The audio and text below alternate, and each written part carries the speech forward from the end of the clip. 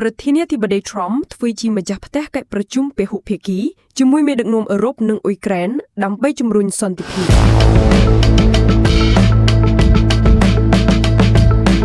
ប្រធានាធិបតីសហរដ្ឋអាមេរិកលោក Donald J. Trump បានធ្វើជាម្ចាស់ផ្ទះទទួលប្រធានាធិបតីអ៊ុយក្រែនលោក Volodymyr Zelenskyy និងមេដឹកនាំនៃបណ្ដាប្រទេសសម្ព័ន្ធមិត្តអឺរ៉ុបនៃសតវមៀនសម្រាប់កិច្ចប្រជុំពហុភាគីដ៏សំខាន់មួយកិច្ចប្រជុំនេះផ្ដោតលើការពិភាក្សាអំពីកិច្ចចរចាសន្តិភាពដើម្បីស្វែងរកដំណោះស្រាយចំពោះជម្លោះដែលកំពុងបន្តនៅអ៊ុយក្រែននិងផលប៉ះពាល់របស់វាទៅលើស្ថិរភាពតំបន់និងពិភពលោក Trump បានថ្លែងក្នុងសេចក្តីថ្លែងការណ៍មួយថាកិច្ចប្រជុំនេះទទួលបានជោគជ័យគួរឲ្យកត់សម្គាល់រហូតមកដល់ពេលនេះលោកបានសង្កត់ធ្ងន់ថាគោលបំណងរួមរបស់ភាគីទាំងអស់គឺបញ្ឈប់ការសម្លាប់និងដោះស្រាយបញ្ហាជម្លោះឲ្យបានឆាប់រហ័សលោកបានបន្ថែមថាការពិភាក្សានេះបានបង្ហាញពីការបដិញ្ញាចិត្តរួមគ្នារបស់សហរដ្ឋអាមេរិកអ៊ុយក្រែននិងសម្ព័ន្ធមិត្តអឺរ៉ុបក្នុងការសម្រេចបាននូវសន្តិភាពប្រកបដោយនិរន្តរភាពហើយកិច្ចប្រជុំនេះកើតឡើងនៅចំពោះមុខនៃភាពតានតឹងផ្នែកភូមិសាស្ត្រនយោបាយដែលបន្តកើនឡើងជាពិសេសទាក់ទងនឹងសង្គ្រាមនៅអ៊ុយក្រែនយោងតាមប្រភពព័ត៌មានលោក Trump បានធ្វើការសន្ទនាជាមួយមេដឹកនាំរុស្ស៊ី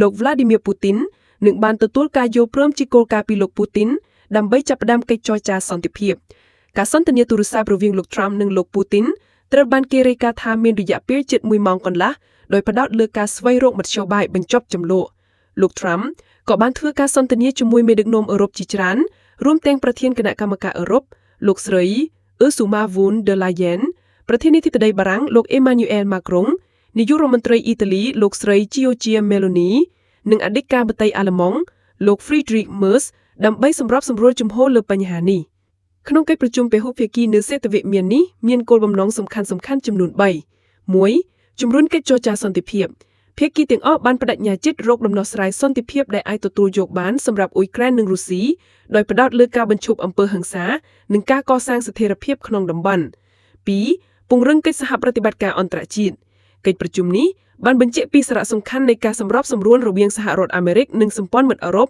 ដើម្បីធានាថាកិច្ចចរចាសន្តិភាពមានភាពរឹងមាំនិងមានសុពលភាពនិងទី3ឆ្លើយតបទៅនឹងបញ្ហាប្រឈមភូមិសាស្ត្រនយោបាយកិច្ចប្រជុំនេះផងដែរក៏បានលើកឡើងអំពីផលប៉ះពាល់នៃជម្លោះនៅអ៊ុយក្រែនទៅលើសន្តិសុខថាមពលសេដ្ឋកិច្ចសកលនិងស្ថិរភាពនៅអឺរ៉ុបហើយលោក Zelenskyy បានបញ្ជាក់ឡើងវិញអំពីការគាំទ្រពេញទំហំរបស់អ៊ុយក្រែនចំពោះគំនិតផ្ដាច់ផ្ដើមសន្តិភាពរបស់លោក Trump នៅក្នុងសារបង្ហោះលើបណ្ដាញសង្គមលោកបានលើកឡើងថាអ៊ុយក្រែនគាំទ្រគ្រប់សំណើពីលោក Trump ចាប់តាំងពីខែកុម្ភៈនិងបានសង្កត់ធ្ងន់ថាសន្តិភាពដែលអាចសម្រេចបាននោះត្រូវតែជាសន្តិភាពយូរយ៉ាងមិនមែនជាការភ្នាល់បណ្ដោះអាសន្ននោះទេហើយសម្ព័ន្ធមិត្តអឺរ៉ុបរួមទាំងប្រទេសដូចជាបារាំងអាល្លឺម៉ង់និងអ៊ីតាលីបានបង្ហាញចំហច្បាស់លាស់ថាពួកគេចង់ចូលរួមជាផ្នែកមួយនៃដំណើរការចរចាណាមួយដើម្បីធានាថាលទ្ធផលនៃកិច្ចចរចាមានភាពសមស្របនឹងគោរពអធិបតេយ្យអ៊ុយក្រែនបន្ទាប់មកប្រធានាធិបតី Trump បានប្រកាសថាក្រុមការងារនៃភាគីទាំងអស់នឹងចាប់ផ្ដើមការចរចាជាបន្ទាន់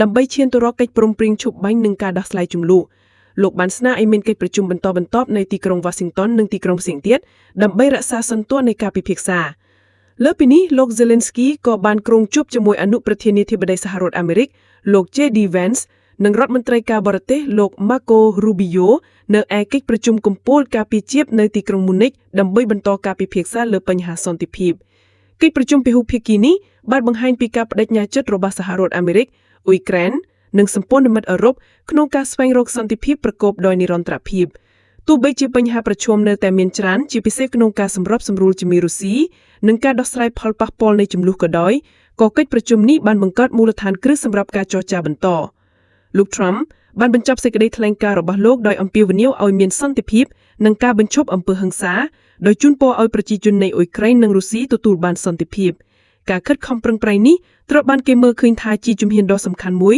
ឆ្ពោះទៅរកការដោះស្រាយជម្លោះដ៏សំញុកស្មៃនេះដោយមានការគាំទ្រពីសហគមន៍អន្តរជាតិសង្ឃឹមថាពិភពលោកនឹងសន្តិភាព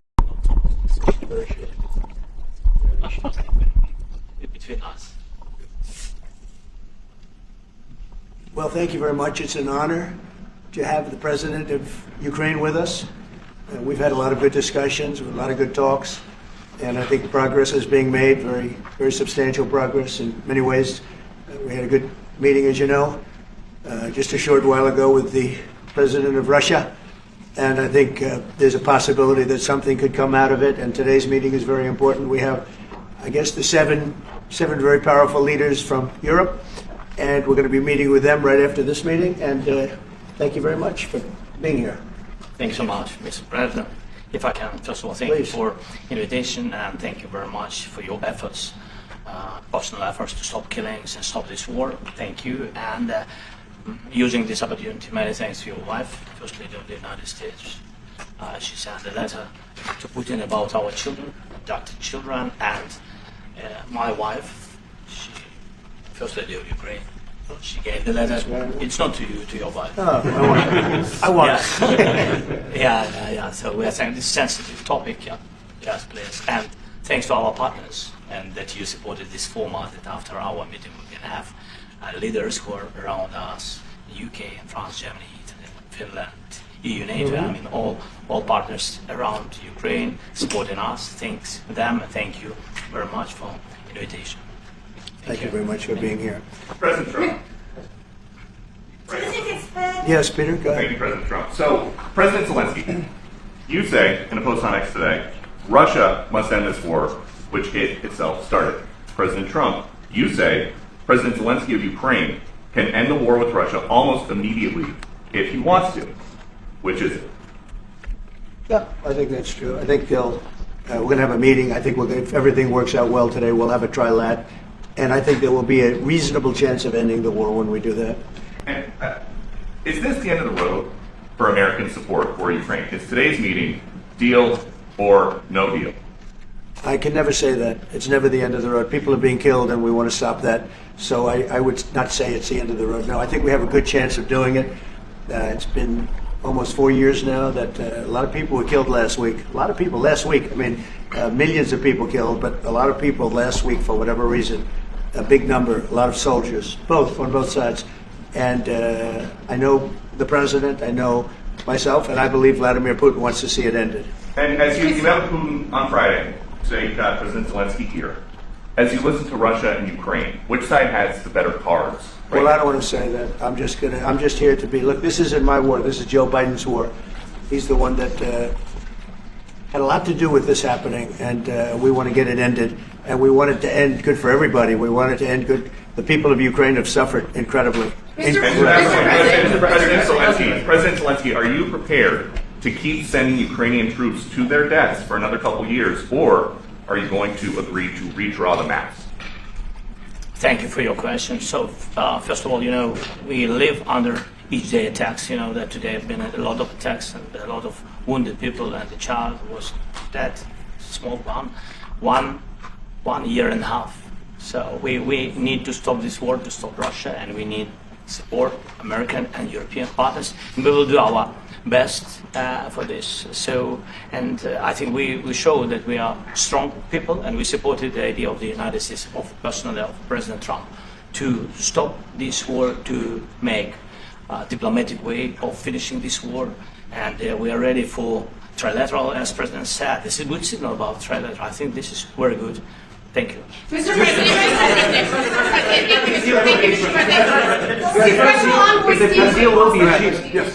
if the peace deal will be achieved, are you going to be willing to send American peacekeepers to Ukraine? Well, we're going to work with Ukraine. We're going to work with everybody, and we're going to make sure that if there's peace, the peace is going to stay long term. This is very long term. We're not talking about a 2-year peace and then we end up in this mess again. We're going to make sure that everything's good. We'll work with Russia. We're going to work with Ukraine, and we're going to make sure it works. And I think if we can get to peace, it's going to work. I have no doubt about it. When your team has talked about security guarantees, could that involve U.S. troops? Would you rule that out in the future?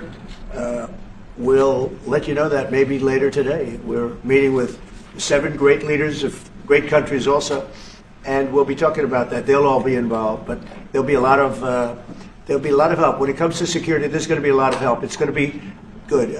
They are first line of defense because they're there. They're Europe, but we're going to help them out also. We'll be involved. President, Vladimir Putin mentioned that the war will not end without addressing the root causes of this war. Have you had an understanding what are the root causes of this war? Well, look, the war is going to end. When it ends, I can't tell you, but the war is going to end, and this gentleman wants it to end, and Vladimir Putin wants it to end. I think the whole world is tired of it, and we're going to get it ended. It was, I've done 6 wars. I've ended 6 wars, and I thought this maybe would be the easiest one, and it's not the easiest one. It's a tough one. A lot of reasons for it, and they'll be talking about it for a long time. But they'll be talking about the others. Look, India, Pakistan. We're talking about big places. When you look at, you just take a look at some of these wars. You go to Africa and take a look at that. Rwanda and the Congo, Republic of the Congo. That's been going on for 31 years. And so we've done a total of 6, and we really have 6, not including the fact that we obliterated, and it turned out to be a total obliteration, the nuclear, as you said, the future nuclear capability of Iran. And this one, I think we're going to get solved also. I feel confident we're going to get it solved. Like guarantees or like special envoy put forward. Thank you, Mr. President. Can you tell us about your conversations with European leaders and what they need to see to support an end to the war? Yeah, well, we're going to be meeting with a great representative group and 7 very powerful, very big countries and great people, all friends of mine and friends of yours. And we're going to have some suggestions made. They want to see peace. They would like to see peace. Go ahead, please. In the red. President Trump, do you think it's fair for Ukraine and for Russia to achieve a lasting and durable peace if Ukraine sees its territories that Russia hasn't yet conquered? Do you think it's a fair peace for Ukraine? We're going to have a lasting peace. Just to answer the first part of your question, we're going to have a lasting peace. I hope it's going to be immediately. I hope it doesn't have to go on. And I think people of the whole world is going to be very happy when that's announced. Yeah, please. Mr. President, you posted on social media, Mr. President, a very touching letter from the First Lady. And the letter was hand-delivered to President Putin. And it calls for an end to the war, essentially, because of the children and the children's future. Why did the First Lady feel that letter was necessary? Was it because she believes that Mr. Putin is the aggressor in the war? Is a similar letter being hand-delivered to President Zelenskyy? So the First Lady felt very strongly. She's watched the same thing that you watch and that I watch. I see things that you don't get to see, and it's horrible. But when she's got a great love of children, she has a wonderful son that she loves, probably more than anybody, including me. I hate to say it, but she loves her son. She loves children, and she hates to see something like this happening. And that goes for other wars too. I mean, she sees the heartbreak, the parents, the funerals that you see on television. Always funerals. We want to see something other than funerals. No, she felt it was a beautiful letter. It was very well received by him, and she did ask me to say, she would love to see this end. She would love to see it end, and she says it very openly, very proudly, and with great sorrow because so many people have been killed. Last week, Brian, go ahead, brother. Yes, sir. I've got a question for each of you. First of all, Mr. President Zelenskyy, you look fabulous in that suit. I said the same thing. Yeah, you look good. I said the same thing. Yeah. Isn't that nice? That's the one that attacked you last time. See, now he's. I remember that. I love that. You look wonderful. No, my first question for you, But President you Zelenskyy. are in the same suit. You see, I changed. You are not. Maybe yours is much better. Real quickly, upon peace, God willing, we get peace. Are you open to holding an election in your country? Yes, of course. We are open for election, yes. We have to do safety circumstances. And a little bit, we need to work in the parliament, because during the war you can't have elections, but we can do security. We need, maybe, we need a truth, yes, everywhere, the battlefield, in the sky, and the sea, yeah, to make possible for people to do democratic, open, legal elections. So you say during the war you can't have elections. So let me just say 3.5 years from now. So you mean if we happen to be in a war with somebody, no more elections? Oh, that's good. I wonder what the fake. You like this idea? No. No. Speaking of news, I got a question for you. This sounds insane for me even to ask this, but do you think the American media really doesn't even want a peace deal because they've been so critical of you every step of the way as you lead the charge for peace? It's an amazing phenomenon. I said that if in the settlement you got Moscow, St. Petersburg, and thousands of miles around them, they would say I made a bad deal.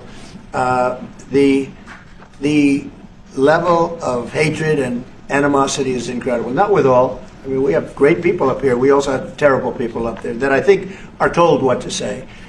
But, in solving all of these wars, they don't even write about it. I saw major wars. I saw wars that have been going on for 31, 35, and 37, and a couple of quicker ones. One that was going to go into a full-blown deal very quickly. With the one I'm talking about, it was a big one. But they don't even write about that.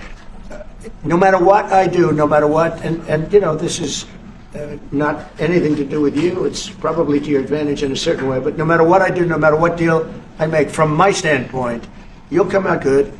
Maybe President Putin will come out good. But they'll say, Trump was absolutely horrible. It's just that, and I've lived with that for a long time. I've lived with it since just before the first election. I used to get great publicity.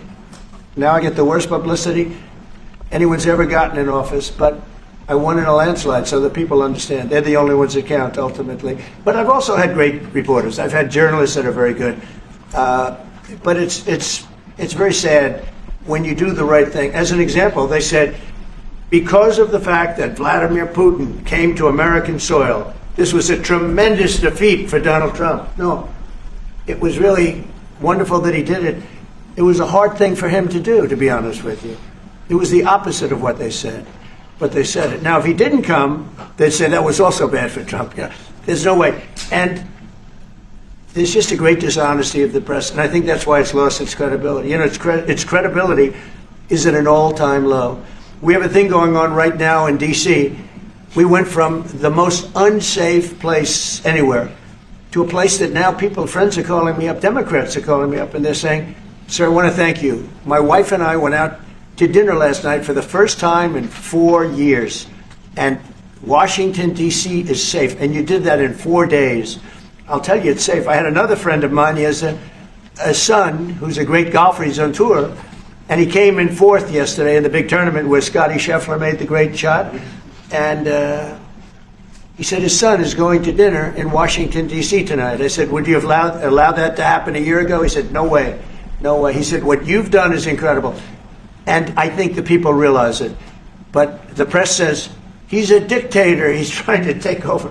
No, all I want is security for our people. But people that haven't gone out to dinner in Washington, D.C. in 2 years are going out to dinner. And the restaurants the last 2 days were busier than they've been in a long time. Thank you. I walked around yesterday with MTG. If you can walk around with D.C. with MTG and not be attacked, the city is safe. Yes. Thank you, Mr. President. Last week you warned of what you called severe consequences if a 30-day ceasefire or any type of ceasefire were not agreed to by Russia.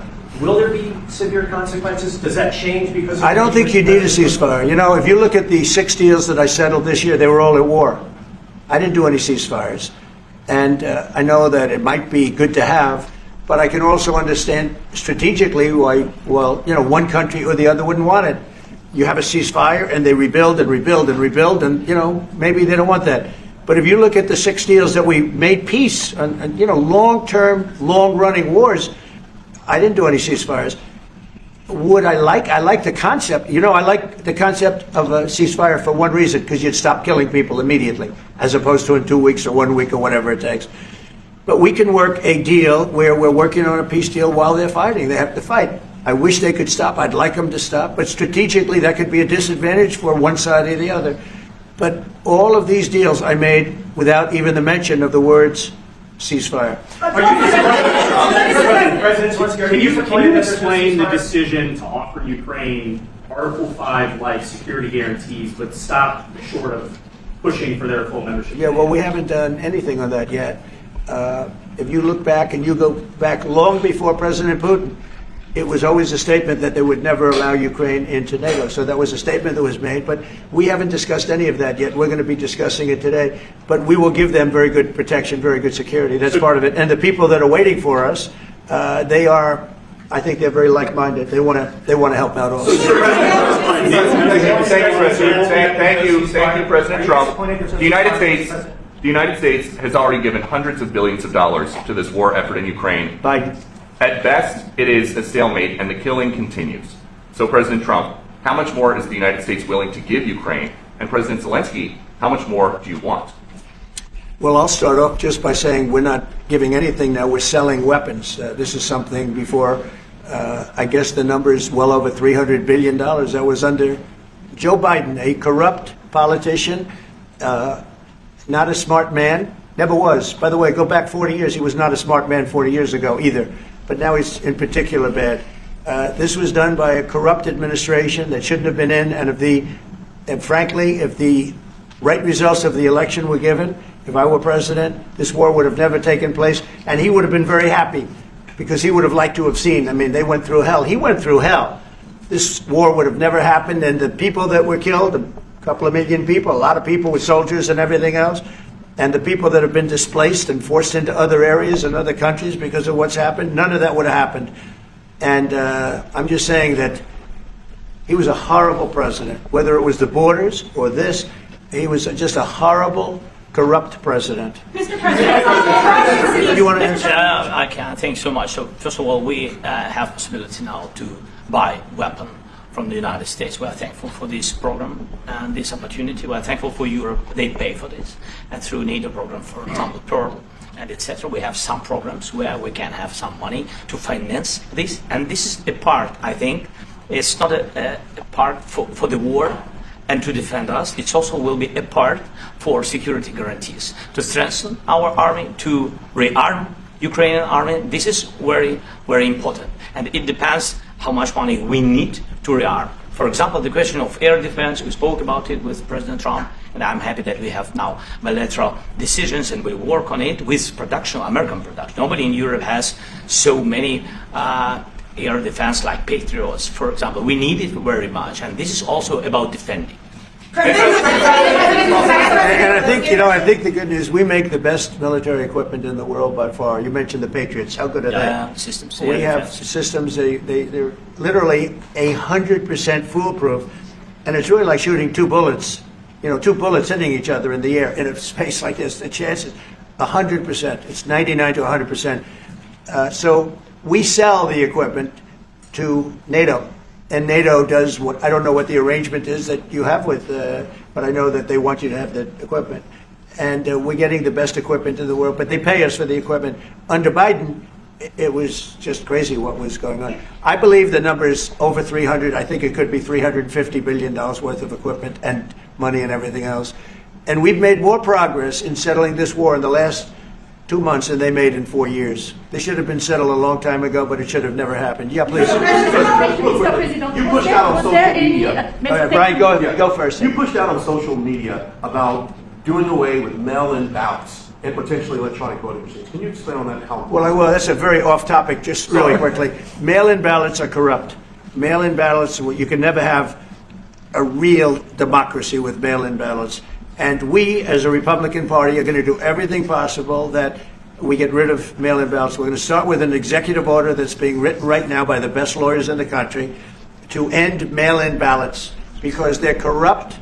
And you know that we're the only country in the world, I believe, I may be wrong, but just about the only country in the world that uses them because of what's happened. Massive fraud all over the place. The other thing we want changed are the machines.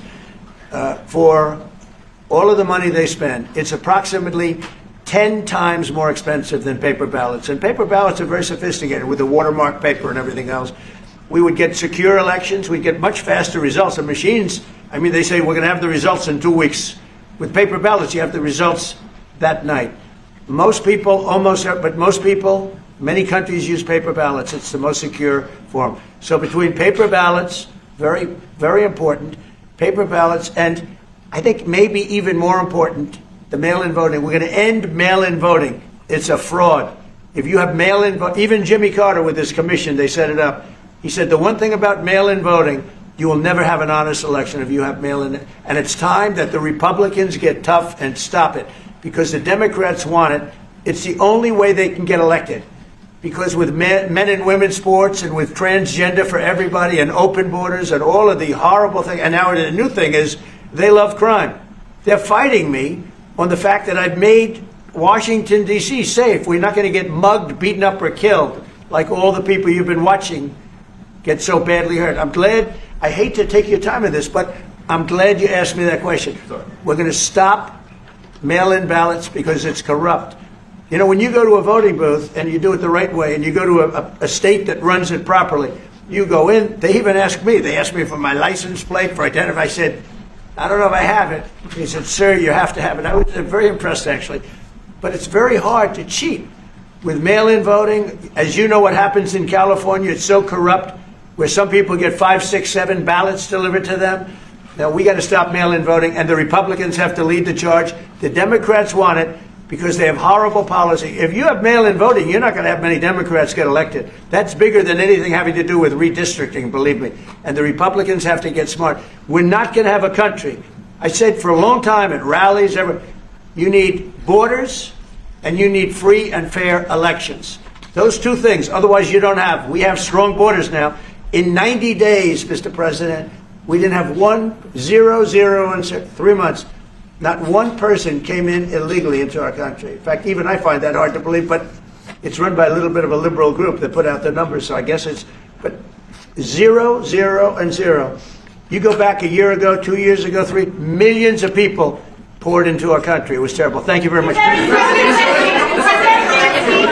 security guarantees do you need for President Trump to be able to make a deal? Is it American troops, intelligence, equipment? What is it? Everything.